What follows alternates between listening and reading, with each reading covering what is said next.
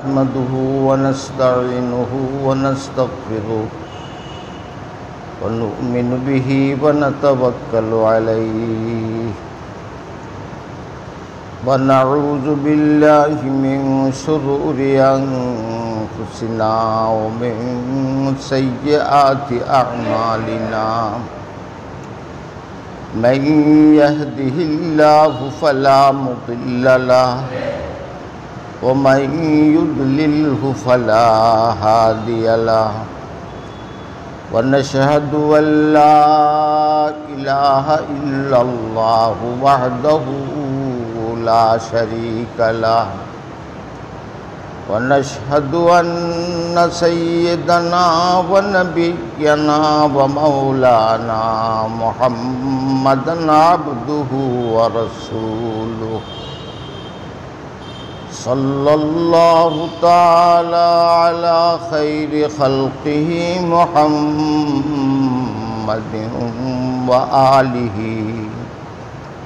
وآله وصحبه أجمعين أما بعد فأعوذ بالله من الشيطان الرجيم بسم الله الرحمن الرحيم اقرأ باسم ربك الذي خلق خلق الإنسان من علق بلغ العلا بكماله كشف الدجى بجماله حسنت جميع خصاله صلوا عليه وآله اللهم صل على محمد عبدك ورسولك وصل على المؤمنين والمؤمنات والمسلمين والمسلمات الحمد لله আল্লাহ পাক জুমার নামাজে আমাদেরকে হাজির করেছেন বলি আলহামদুলিল্লাহ।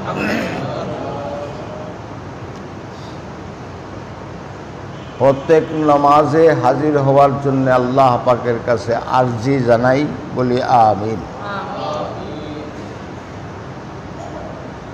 প্যারে নবী সাল্লাল্লাহু আলাইহি ওয়াসাল্লাম কিছুটা আলোচনা আগে করেছি। যখন গারে হেরায় গেছিলেন, যেদিন ওহী পাইছেন, রাওয়ায়াতে দেখা যায় এদিন প্যারে নবী সাল্লাল্লাহু আলাইহি ওয়াসাল্লামের সাথে হযরত খাদিজাতুল কুবরা রাদিয়াল্লাহু তাআলা আনহাও গেছিলেন। যেহেতু রাত্র, সুতরাং একা তো উনি চলে আসবেন না। প্রায় এইরকম হইতো যে নবীজি যাইতেন, খাদিজা রাদিয়াল্লাহু তাআলা আনহাও ওনার সাথে যাইতেন। উনি যখন ফিরত আসতেন, হযরত খাদিজাও ফিরত আসতেন। তবে অবস্থান করতেন দুই জায়গায়, দুই গুহায়।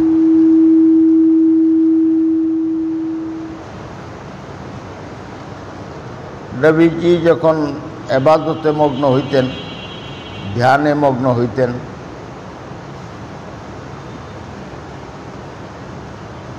তখন তিনি অন্যত্র অবস্থান করতেন। এই দিন রাত্রেও গেছিলেন। রাত্রে তো আর ফিরবেন না। হযরত জিবরাইল আলাইহিস সালাম যখন আসছেন, রসুল পাক সাল্লাল্লাহু আলাইহি ওয়াসাল্লাম ফরমান যে আসল আকৃতি নিয়ে আসছেন। ওনাকে যখন আমি দেখেছি,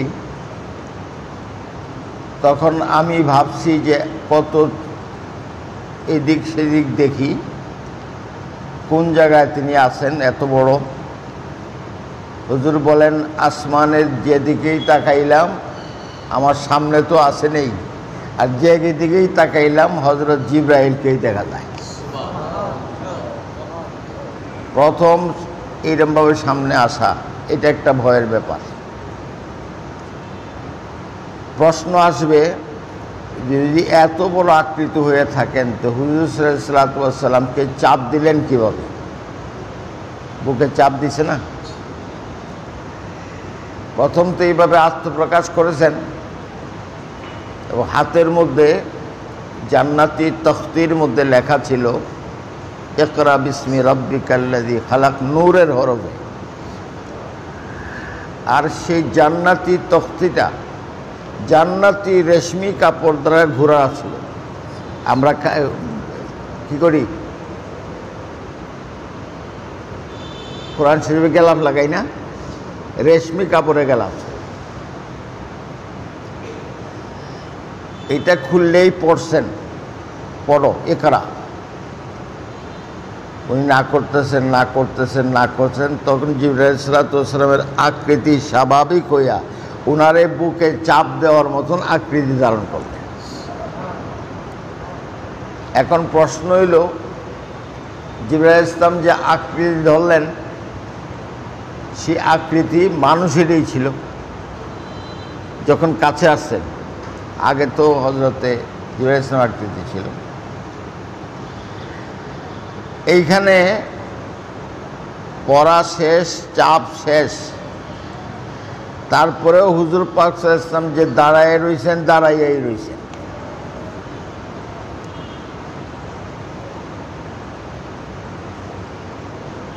এরপরে বের হইছেন। রাওয়ায়াত দুইটা, একখান রাওয়ায়াত হইল হযরতে খাদিজাতুল কুবরা যেখানে ছিলেন, এটাই ফিট ফর মনে হয়। হযরতে রাসূল পাক সাল্লাল্লাহু আলাইহি ওয়াসাল্লাম ওনার কাছে গেলেন, গিয়ে বললেন জাম্মিলুনি, কাঁপতেছেন। জাম্মিলুনির অর্থ হইল কম্বল গায়ে দেওয়া না। জাম্মিলুনির অর্থ হইল কম্বল দেওয়া, চাপ দেওয়া ধরা।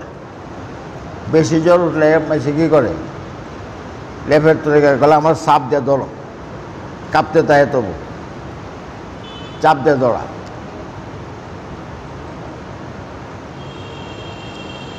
অন্য রাওয়ায়াতে আছে খাদিজাতুল কুবরা যখন দেখলেন যাওয়ার টাইম হয়ে গেছে, অর্থাৎ বের হচ্ছে না উনি, তখন রসুলে হযরতে খাদিজাতুল কুবরা উনি ওনাকে খুঁজতে আসছেন, আয়া দেখেন নাই। অর্থাৎ উনি চলে গেছেন, ওনার তো এত চিন্তা করার সময় এখন নাই, ওনার অবস্থা অন্যরকম বাড়ির দিকে।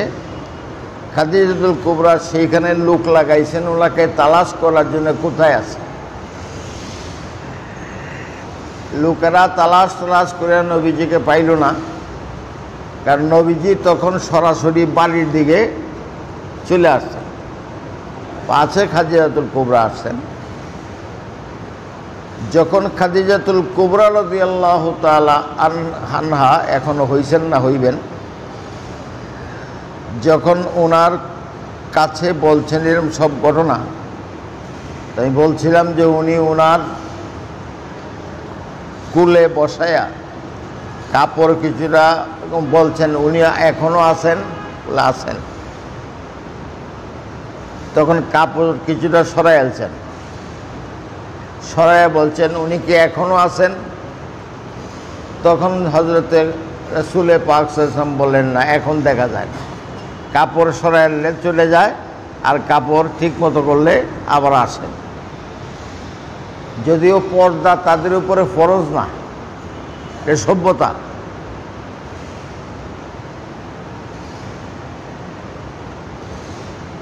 নবী পাক সাল্লাল্লাহু আলাইহি ওয়াসাল্লাম এইভাবে ওহী পাইলেন, আর ওহী আসলো। সর্বপ্রথম সূরা হিসাবে পরিপূর্ণ সূরা আসলো সূরা ফাতিহা। যেটা বলেন তো 7 আয়াত বিশিষ্ট সূরা ফাতিহা। আল্লাহ পাক জানায় দিয়েছেন যে এইরকম সূরা পূর্বেও কখনো নাজিল হয় নাই, পরে তো আর হবেই না। এত বরকতের সূরা।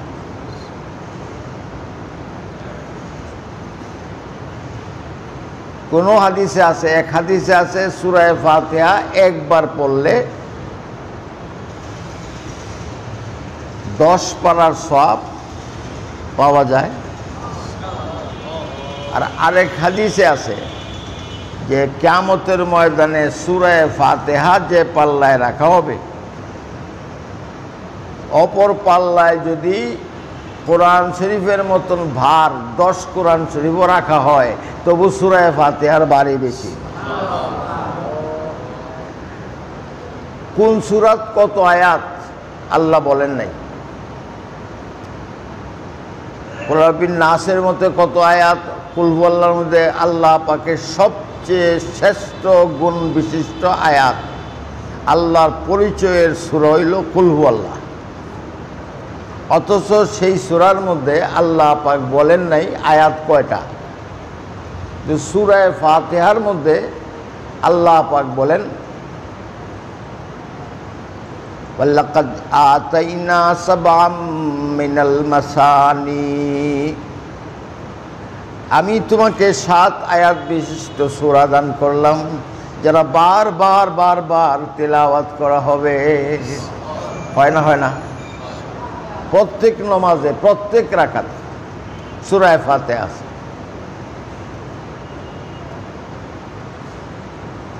এই সূরা ফাতিহা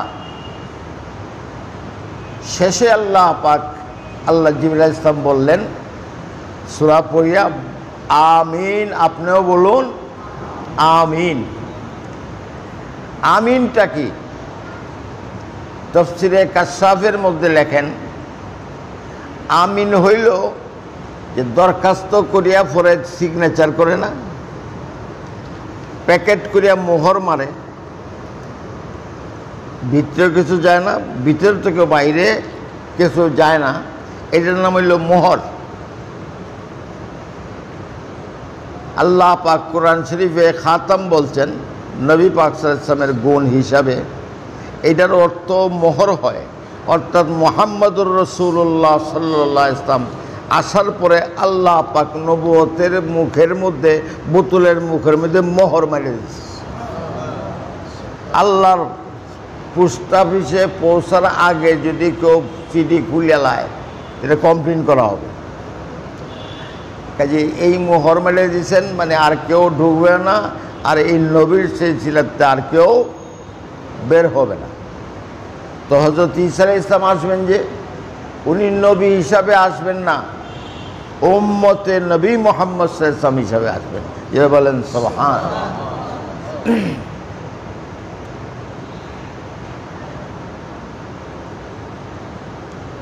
দরখাস্ত করিয়া আল্লাহর কাছে আপনি বললেন আমিন, অর্থাৎ আল্লাহ দরখাস্ত সিল টিল মারিয়া তোমার দরবারে দিলাম।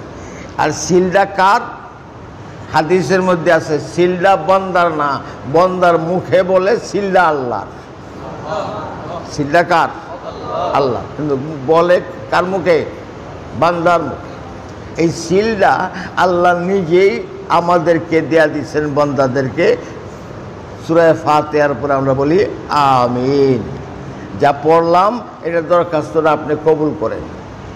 অনজি আমরা আলহামদুলিল্লাহ মালিক এইভাবে হইয়া লাই, যেটা কি কইলাম না কইলাম এটাই বুঝলাম না।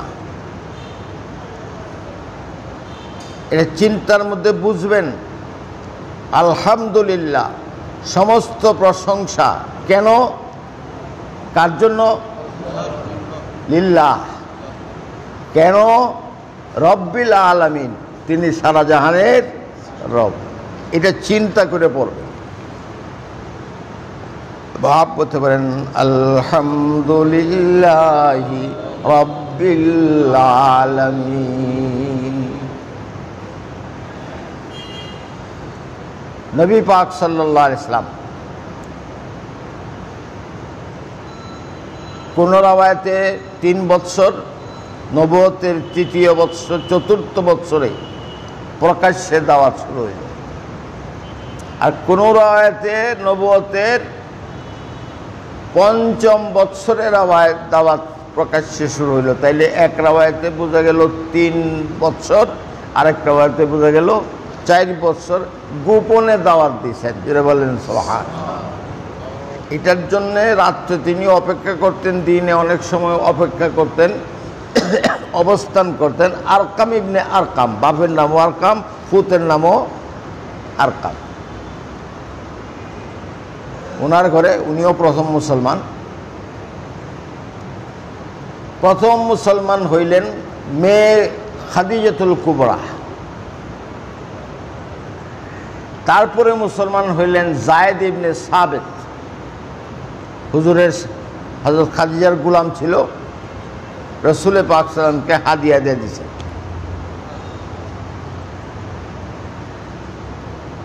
এরপরে মুসলমান হইলেন হযরত আবু বকর রাদিয়াল্লাহু তাআলা। তে গোলামদের মধ্যে যায়েদ ইবনে সাবিত, মহিলাদের মধ্যে হযরত খাদিজাতুল কুবরা, আর এমনি সাধারণ পুরুষদের মধ্যে হযরত আবু বকর রাদিয়াল্লাহু তাআলা। আবু বকর এটা ওনার নাম না, এইটা ওনার লকব। ওনার ইসলাম পূর্ব নাম ছিল আব্দুল কাবা। উনি অসুস্থ ছিলেন, তখন মা লয়ে গেছিল কাবার সামনে, যে কাবার খোদার কাছে দোহাই দেই আমার এই সব ফুলাভানগুলি মরিয়া যায়, এই বাচ্চারা আল্লাহ বাঁচায় রাখেন। তো সব বাচ্চাই মরে গেছে, আর পরে বাচ্চা আর রয়েছে না, হযরত রয়েছে শুধু খেলা হযরত আবু বকর রাদিয়াল্লাহু তাআলা।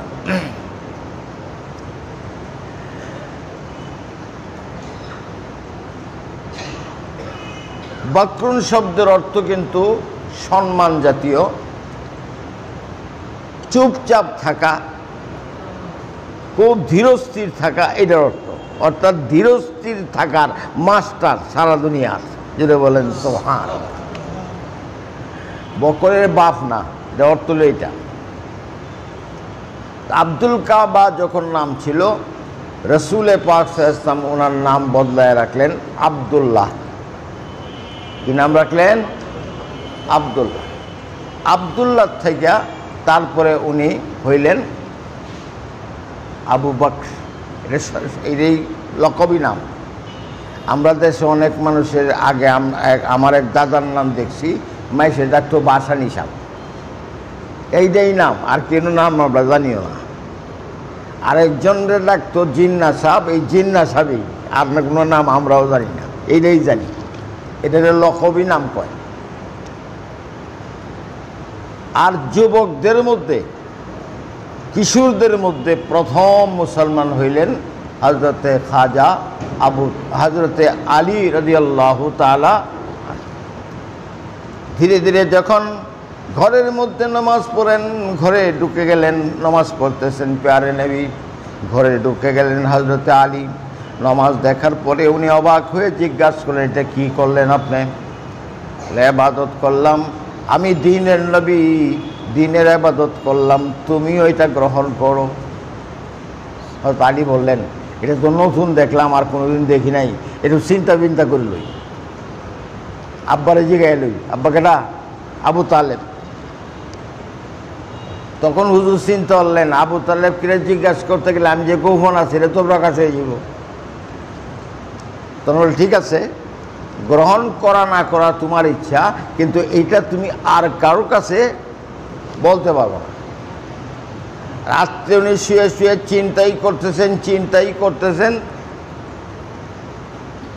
ফজরের আগে আল্লাহ পাক তার দিলের মধ্যে নূর ঢেলে দিলেন, যেটা আল্লাহ পাক কোরআন শরীফে বলছেন, সুম্মা আওরাসনাল কিতাবাল্লাযীনা ইসতাফাইনা মিন ইবাদিনা ফামিনহুম যালিমুন লিনাফসিহি ওয়া মিনহুম মুকতাসিদ ওয়া মিনহুম সাবিকুম বিল খায়রাতি বিইজনিল্লাহ। আমি যাদেরকে পছন্দ করে বাছাই করেছি মানুষ সৃষ্টির আগে, তাদের ভিতরে কোরআন গ্রহণ করার ক্ষমতা আমি দিয়ে দিচ্ছি। তাহলে আপনারা বাছাই করা।